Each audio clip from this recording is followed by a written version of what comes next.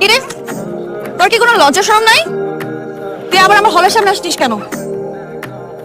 আর তোর এই কর্নার ডার্লিংটা কোথায়? প্রথমত আমার ডার্লিং না, দ্বিতীয়ত চলে ঘুম থেকে উঠতে দেরি হয়ে গেছিল, ওটা থেকে বেলা 1টা বাজে। তোরে ফোন দিব, ফোন দিয়ে ফোন হাতে নিয়ে দেখি যে ফোনে চার্জ। তারপর টিএসসি গেছি দৌড়ায়, টিএসসি কে দিয়ে তুই ওখানে নাই।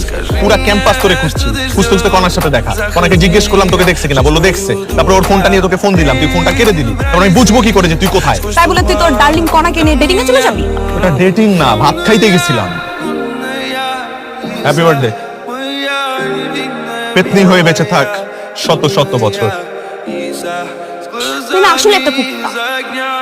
যা, থ্যাংক ইউ।